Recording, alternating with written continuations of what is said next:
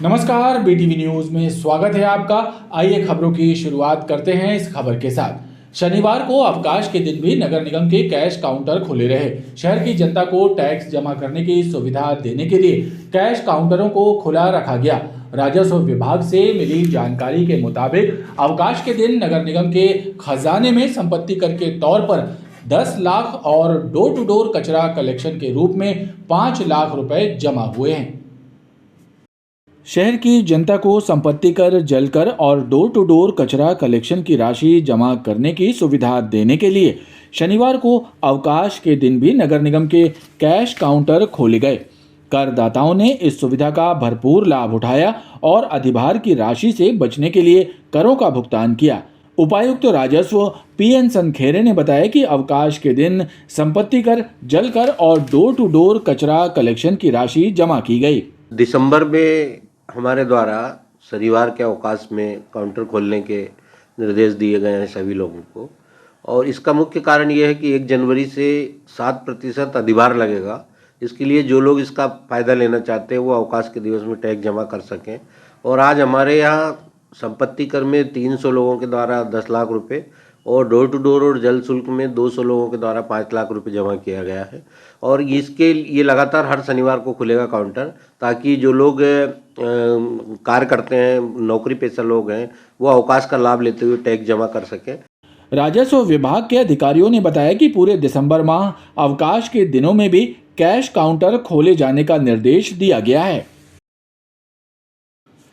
केंद्र शासन की कल्याणकारी योजनाओं का लाभ सभी पात्र हितग्राहियों तक पहुंचाने के लिए मध्य प्रदेश सहित देश के 5 राज्यों में विकसित भारत संकल्प यात्रा का शनिवार को शुभारंभ हुआ। जबलपुर में मां नर्मदा के पूजन के साथ विकसित भारत संकल्प यात्रा का शुभारंभ हुआ। इस दौरान एलईडी स्क्रीन से सुसज्जित मोबाइल वैन को हरी झंडी दिखाकर रवाना किया गया। साथ ही मुख्य कार्यक्रम में प्रधानमंत्री नरेंद्र मोदी के वर्चुअल संबोधन का भी सीधा प्रसारण किया गया। केंद्र और राज्य सरकार की कल्याणकारी योजनाओं की जानकारी आम जनता तक पहुंचाने और पात्र हितग्राहियों को इन योजनाओं का लाभ दिलाने के उद्देश्य से मध्य प्रदेश सहित देश के 5 राज्यों में शनिवार से विकसित भारत संकल्प यात्रा शुरू की गई है। जबलपुर में मां नर्मदा के पूजन के साथ विकसित भारत संकल्प यात्रा शुरू हुई। इस अवसर पर भाजपा नेताओं, विधायकों और जनप्रतिनिधियों ने एलईडी स्क्रीन से सुसज्जित मोबाइल वैन को हरी झंडी दिखाकर रवाना किया। इस अवसर पर आयोजित मुख्य कार्यक्रम में देश के प्रधानमंत्री नरेंद्र मोदी के वर्चुअल संबोधन का सीधा प्रसारण किया गया। सुविधाओं से वंचित थे, पहले लोगों के पास रहने के लिए ना अपना घर था, ना नल। विकसित भारत संकल्प यात्रा को हरी झंडी भले ही मोदी ने दिखाई है, लेकिन सच्चाई ये है कि आज देशवासियों ने इस यात्रा की कमान संभाल ली है। और अभी जिन लाभार्थियों से मैं बात कर रहा था, उनसे संवाद से दिखता है कि देश का जनमन इस यात्रा को लेकर कितना ज्यादा उत्साहित है। मुख्य कार्यक्रम में उपस्थित पश्चिम विधानसभा क्षेत्र के भाजपा विधायक और पूर्व सांसद राकेश सिंह ने बताया कि विकसित भारत संकल्प यात्रा का उद्देश्य शासन की कल्याणकारी योजनाओं का लाभ आम जनता तक पहुंचाना है। देश के 2 लाख से ज्यादा गांवों तक ये यात्रा पहुंचेगी और लोगों को इसका लाभ मिलेगा। विकसित भारत संकल्प यात्रा के तहत मोदी की गारंटी वाली ये गाड़ी देश के 2,55,000 गाँवों में जा रही है, जहां लोगों को विभिन्न योजनाओं का लाभ मिले, ये कोशिश होगी। जो पात्र हैं उन्हें तो लाभ मिले ही, जो पात्र नहीं हैं उनको भी पात्र बनाने का प्रयास हो, ताकि उन सभी को योजनाओं का लाभ मिल सके। देश में ये पहली बार है कि इतनी बड़ी संख्या में गाँवों में विकसित भारत संकल्प यात्रा निकल रही है, और हर ग्रामीण विधानसभा में एक एलईडी रथ पहुंचेगा, जहां योजनाओं का प्रचार प्रसार तो होगा ही, और उसके साथ साथ लोगों को योजनाओं का लाभ दिलाने का भी प्रयास होगा। इस अवसर पर बड़ी संख्या में भाजपा कार्यकर्ता और आम जन मौजूद रहे। श्री राम जन्मभूमि तीर्थ क्षेत्र अयोध्या से आए पूजित अक्षत कलशों की भव्य शोभा यात्रा निकाली गई। अक्षत कलश शोभा यात्रा का शुभारंभ समन्वय सेवा केंद्र से हुआ और मां नर्मदा तट ग्वारी घाट में संतों की अगुवाई में अक्षत कलशों का विधि विधान से पूजन अर्चन किया गया। अनजान हम ये अंतर्यामी। श्री राम जन्मभूमि तीर्थ अयोध्या में स्थित भव्य राम मंदिर में 22 जनवरी को मर्यादा पुरुषोत्तम भगवान श्री राम की प्राण प्रतिष्ठा की जाएगी। इसके लिए श्री राम जन्मभूमि तीर्थ अयोध्या से पूजित अक्षत कलश संस्कारधानी जबलपुर आए हैं। शनिवार को संतों की अगुवाई में समन्वय सेवा केंद्र से अक्षत कलशों की भव्य शोभा यात्रा निकाली गई। रथ पर स्थापित कर कलशों को मां नर्मदा तट ग्वारी घाट ले जाया गया, जहां संत जनों की उपस्थिति में अक्षत कलशों का पूजन हुआ।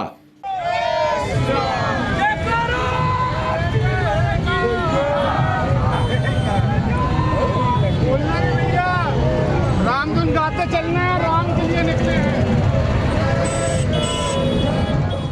और अयोध्या में अक्षत पूजन हुआ है। अक्षत कलश जो हैं वो देश के भिन्न भिन्न स्थानों पर पहुंच गए हैं, पूरे भारतवर्ष में पहुंच गए हैं।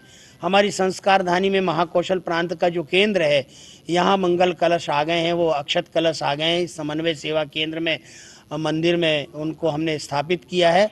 आज उसी कलश में और सारे पीले चावल मिला करके और अयोध्या से भगवान श्री राम के द्वारा भेजा गया जो निमंत्रण है अक्षत के रूप में, पीले चावल के रूप में, उन सारे कलशों की यो यात्रा निकल रही है। सारे कलश तैयार हैं, उनको ले करके समन्वय सेवा केंद्र से गौरी घाट तक, नर्मदा के तट तक हम लोग जा रहे हैं। वहाँ इन कलशों का पूजन होगा और फिर जो योजना बनाई गई उसके अनुसार ये कलश वितरित कर दिए जाएंगे। खंड खंड में ये कलश पहुँच जाएंगे और मंदिरों में ही ये कलश स्थापित होंगे। अक्षत कलशों को अलग अलग मंदिरों में रखा जाएगा, जहां से श्री राम जन्मभूमि तीर्थ के लिए निमंत्रण के रूप में पीले अक्षत का वितरण किया जाएगा। दिन के वक्त रोशन हो रही स्ट्रीट लाइटों से आम जनता में नाराजगी देखी जा रही है। शहर वासियों का कहना है कि बिजली की बर्बादी का खामियाजा आम जनता को ही भुगतना पड़ता है। कलेक्ट्रेट कार्यालय के पास दिन में स्ट्रीट लाइट रोशन होने का नज़ारा दिखाई दिया। राहगीरों का कहना है कि प्रकाश विभाग और विद्युत महकमे को इस ओर ध्यान देना चाहिए ताकि बिजली की बर्बादी को रोका जा सके। उनका कहना है कि शहर के कुछ इलाके ऐसे भी हैं जहां पर रात के वक्त भी स्ट्रीट लाइट नहीं जलती है। सर, हम लोग कुछ कलेक्ट्रेट में यहाँ काम से आए थे, देखे सारी जो सर्कल लाइटें हैं सारी रोड की वो दिन में चालू हैं। ये सरकार गवर्नमेंट का पैसा जो फ्री वेस्ट हो रहा, पूरे में देखा सारी रोड की लाइट दिन में सारी चालू है, सभी जगह की पूरे में बिजली जल रही है। अब बिल नहीं बढ़े तो क्या होगा? मतलब इनको बंद करना चाहिए। बिल्कुल बंद करना चाहिए टाइम पे। दिन में जल रही है। जी भैया, हाँ। इससे क्या मतलब है, लोगों को दुरुपयोग हो रहा बिजली का। शहर वासियों ने दिन के समय स्ट्रीट लाइटों को बंद रखे जाने की मांग की है। बाईपास पर स्थित शासकीय दृष्टिबाधित स्कूल में पढ़ने वाले दिव्यांग छात्रों ने स्कूल प्रबंधन के खिलाफ जमकर हंगामा किया। छात्रों ने आरोप लगाया कि वो अपनी समस्याओं और स्कूल में व्याप्त अव्यवस्थाओं को लेकर कई बार स्कूल प्रबंधन और जिला प्रशासन से चर्चा कर चुके हैं, लेकिन कुछ निराकरण नहीं निकला। लिहाजा जब तक हमारी मांगें पूरी नहीं होंगी तब तक क्लास नहीं लगने देंगे।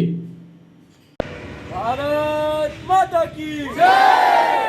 भेड़ाघाट अंधमुख बाईपास पर स्थित शासकीय दृष्टिबाधित स्कूल के दृष्टिबाधित छात्रों ने शनिवार को स्कूल प्रबंधन के खिलाफ मोर्चा खोल दिया।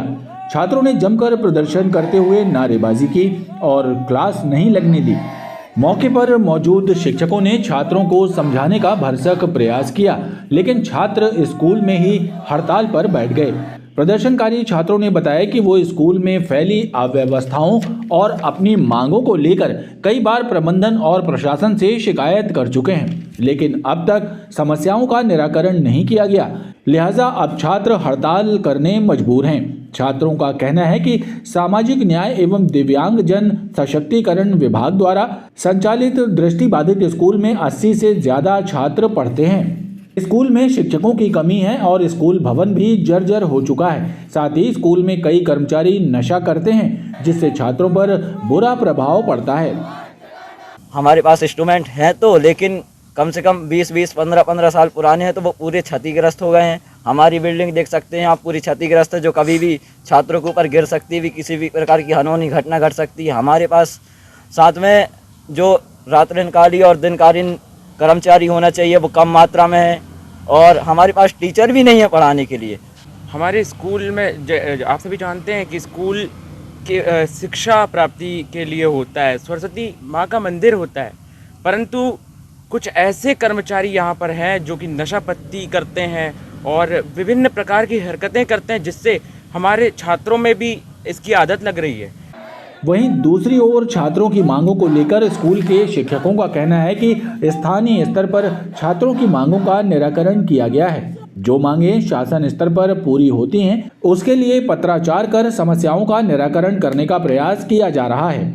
कि नशा वाला इशू जहाँ तक है, हमें जहाँ तक पता है कि कोई ऐसा हमारे पास कोई ऐसी शिकायत लिखित में आई नहीं थी जिसका नाम था। हमने उनको अनुसार कार्रवाई कर दी है, हमने उनके लिए लिखा है वरिष्ठ। कौन कर्मचारी है जो नशा करता है? नहीं, नशा कर्मचारी यहाँ ऐसा अलाउ है ही नहीं, शासकीय संस्थाओं में तो नशा करना अलाउ है ही नहीं। छात्रों के हंगामे और प्रदर्शन से स्कूल में काफी देर तक गहमा-गहमी का माहौल निर्मित रहा। शहर के अलग अलग क्षेत्रों में खूंखार बंदरों ने आतंक मचा रखा है। बंदरों के खौफ से लोग घरों में कैद रहने पर मजबूर हैं। ऐसे में कानपुर और मथुरा से बंदरों को पकड़ने वाली टीम जबलपुर आई है। ये टीम पिंजरा लेकर शहर के अलग अलग स्थानों से बंदरों को पकड़ने का काम कर रही है। बंदरों को पिंजरों में कैद करने के बाद इन्हें घने जंगलों में छोड़ा जा रहा है। शहर के अलग अलग क्षेत्रों में बंदरों के उत्पात और खौफ से लोग परेशान हैं। बिजली के खंभों, पेड़ की डगालों से लेकर घरों की छतों पर उत्पात मचाते बंदरों के कारण लोग खुद को घरों में कैद करने पर मजबूर हैं। ऐसे में इन बंदरों को पकड़ने और इनको रेस्क्यू कर जंगल में छोड़ने का ठेका कानपुर और मथुरा की टीम को सौंपा गया है। ये टीम रोज अलग अलग क्षेत्रों में जाकर बंदरों का रेस्क्यू कर रही है और इन बंदरों को पिंजरों में कैद करने के बाद जंगल में छोड़ा जा रहा है। इस टीम के प्रमुख सुभाष सिंह का कहना है कि बंदरों का रेस्क्यू करना जोखिम का काम है, लेकिन वो और उनकी टीम लगातार बंदरों को पकड़ने का कार्य कर रही है। और लगभग मेरे को 1 साल हो गया यहाँ पर काम करते हुए, बंदर पकड़ते हुए। कभी 24, कभी 30, कभी 40 बंदर, इस तरीके से बंदर में पकड़ लेता हूँ। और ये तो देखिए शिकार है, कभी कभी एक हफ्ते में नहीं आ पाता है, और कभी कभी हुआ तो 1-1 घंटे में हो जाता है। काफ़ी जो है लड़ाई भी लड़नी पड़ती है, लेकिन हम सुरक्षित बंदर को एकदम किसी को कोई भी नुकसान ना पहुंचा के, पब्लिक का भी कोई नुकसान ना होके, और हम सुरक्षित जंगल में ले जाके छोड़ देते हैं। एक दिन में कभी कभी 20 बंदर भी पकड़ लेते हैं, और कभी कहो एक भी बंदर ना पकड़ पाए। अब वो तो ये है कि ये जाते हैं सुबह से पकड़ने, अगर आ गए इनके पकड़ाई में बंदर तो ये 20-25 पकड़ ही लेते हैं। फिर इनको छोड़ने जाना पड़ता है ये उमरिया रोड पे, इनको अपना सिहोरा उमरिया, उसके आगे जंगलों में जाके फिर ये छोड़ देते हैं बंदरों को। ठेका तो पूरे शहर का है, शहर पूरे नगर निगम सीमा क्षेत्र का है, लेकिन मोस्टली हम लोग ये करते हैं इसमें कि जैसे किसी की शिकायत आई, जैसे अभी आज से 2 दिन पहले रांझी क्षेत्र में हमने भेजी थी टीम, तो वहाँ इनने जाके 3 दिन के अंदर 20 से 25 बंदर पकड़े। अब गढ़ा की आ रही हैं कुछ शिकायतें, सोमवार को इनकी टीम गढ़ा में काम करेगी। बंदरों को पकड़ने और उनको रेस्क्यू करने के बाद टीम के सदस्य उन्हें ग्रामीण इलाकों के घने जंगलों में छोड़ने का कार्य भी कर रहे हैं। क्राइम ब्रांच और पनागर पुलिस की संयुक्त टीम ने ग्राम मझगवा में स्कूल के पास दबिश देकर एक बदमाश को गिरफ्तार किया। बदमाश से पुलिस ने एक देसी पिस्टल और 2 जिंदा कारतूस बरामद करते हुए उसके विरुद्ध आर्म्स एक्ट के तहत प्रकरण दर्ज किया गया है। पनागर पुलिस से मिली जानकारी के मुताबिक मुखबिर से सूचना मिली थी कि ग्राम मझगवा में स्कूल के पास एक युवक हथियार लेकर खड़ा है। इस सूचना पर क्राइम ब्रांच की टीम के साथ दबिश दी गई और मौके पर मझगवा निवासी निकेश बंजारा को पकड़ा गया। तलाशी लेने पर उससे एक देसी पिस्टल और 2 कारतूस बरामद कर जब्त किए गए। पुलिस ने आरोपी के विरुद्ध आर्म्स एक्ट की धाराओं के तहत प्रकरण दर्ज किया है और मामले की जांच शुरू कर दी है। और आइए अब एक नजर डालते हैं मौसम पर। मध्य प्रदेश में एक बार फिर बारिश का दौर शुरू हो सकता है। उत्तर भारत में अगले 7 दिन में पश्चिमी विक्षोभ के 2 नए सिस्टम एक्टिव हो रहे हैं। इसका असर प्रदेश में देखने को मिलेगा। ऐसे में प्रदेश के कई हिस्सों में हल्की बारिश हो सकती है। वर्तमान में प्रदेश के कई शहरों में न्यूनतम तापमान 10 डिग्री सेल्सियस के नीचे है। जबलपुर में न्यूनतम तापमान सामान्य से 2 डिग्री सेल्सियस कम 9 डिग्री सेल्सियस दर्ज किया गया है। मध्य प्रदेश में एक बार फिर बारिश का दौर शुरू हो सकता है। मौसम वैज्ञानिकों ने इसके संकेत दिए हैं। 22 दिसंबर को पश्चिमी विक्षोभ का स्ट्रॉन्ग सिस्टम एक्टिव होने की संभावना है, जिसका असर प्रदेश में भी देखने को मिलेगा और कई शहरों में हल्की बारिश होने की संभावना है। वर्तमान में दिन और रात के पारे में उतार चढ़ाव का क्रम जारी है। उत्तरी हवाओं के कारण मौसम सर्द बना हुआ है। ज़्यादातर शहरों में न्यूनतम तापमान 10 डिग्री सेल्सियस के नीचे है। जबलपुर में शनिवार को न्यूनतम तापमान सामान्य से 2 डिग्री सेल्सियस कम 9 डिग्री सेल्सियस दर्ज किया गया। रात के तापमान में मामूली बढ़त दर्ज की गई है। आगामी 24 घंटे में मौसम शुष्क रहने की संभावना मौसम वैज्ञानिकों ने व्यक्त की है। खबरों का ये क्रम लगातार जारी है। आप देखते रहिए BTV न्यूज़।